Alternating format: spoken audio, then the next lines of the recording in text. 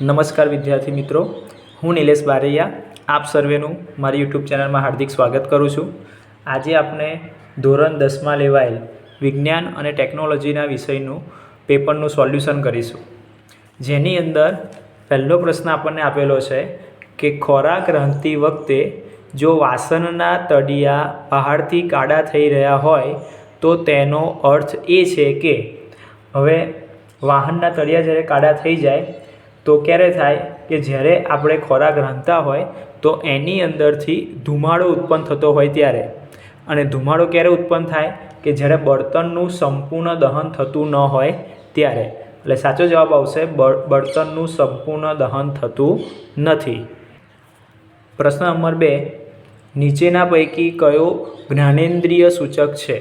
હવે આપણને જે 4 ઓપ્શન આપેલા છે એમાંથી મિથાઇલ ઓરેન્જ અને ફિનોપ્થેલિન એ કૃત્રિમ સૂચક છે, હળદર જે છે એ કુદરતી સૂચક છે, તો રહ્યો કયો? વેનીલા, જે જ્ઞાનેન્દ્રિય સૂચક તરીકે ઓળખાય છે।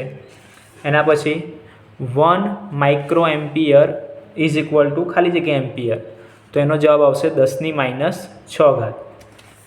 ત્યારબાદ મનુષ્યમાં ફેફસા એ ખાલી જગ્યા સાથે સંકળાયેલા તંત્રનો ભાગ છે, તો મનુષ્યમાં રહેલા જે ફેફસા છે એ કયા તંત્ર સાથે? તો શ્વસન સાથે સંકળાયેલો એક ભાગ છે, એટલે જવાબ આવશે શ્વસન। 5મો પ્રશ્ન, મોટી ઉંમરની વ્યક્તિની આંખો સ્ફટિકમય લેન્સ દૂધિયો અને વાદળછાયો બની જાય છે, આ પ્રકારની પરિસ્થિતિને ખાલી જગ્યા કહે છે, તો આને શું કહેવાય? મોતિયો। ત્યારબાદ અરીસાની સામે તમે ગમે ત્યાં ઊભા રહો છતાં તમારું પ્રતિબિંબ ચત્તું મળે છે, તો આ અરીસો ખાલી જગ્યા હશે, તો એનો જવાબ આવશે સમતલ અથવા તો બહિર્ગોળ। 7મો પ્રશ્ન, પૃથ્વીનો પોપડો ખનિજ સ્વરૂપે માત્ર ખાલી જગ્યા ટકા કાર્બન ધરાવે છે, તો એનો જવાબ આવે 0.02।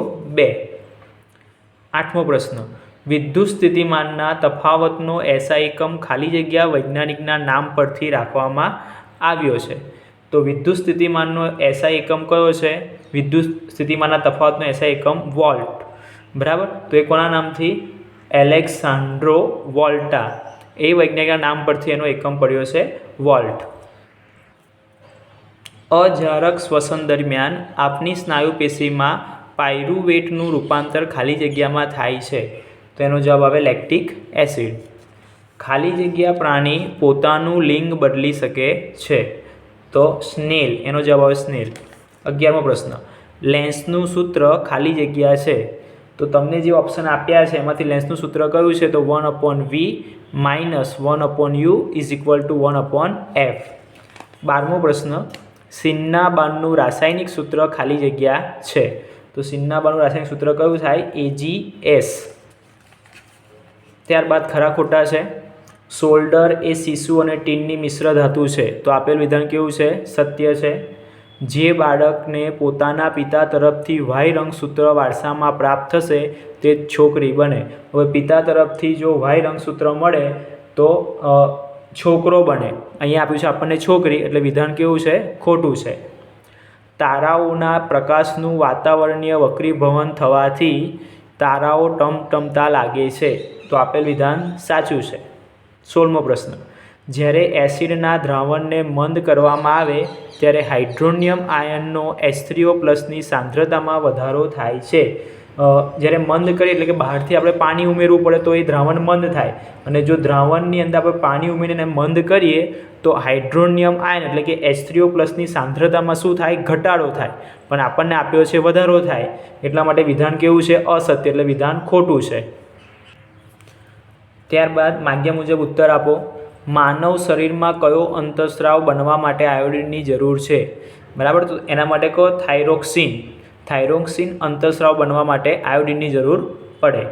જો લક્ષણ એ અલિંગી પ્રજનનવાળી વસ્તીમાં 10% સભ્યોમાં જોવા મળે છે અને લક્ષણ બી તેની વસ્તીમાં 60% સજીવોમાં મળી આવે છે, તો કયું લક્ષણ પહેલાં ઉત્પન્ન થયું હશે? તો એનો જવાબ આવે લક્ષણ બી। પ્રિઝમ વડે શ્વેત પ્રકાશના વિભાજન દરમિયાન કયા રંગનો પ્રકાશ સૌથી ઓછો વળે છે?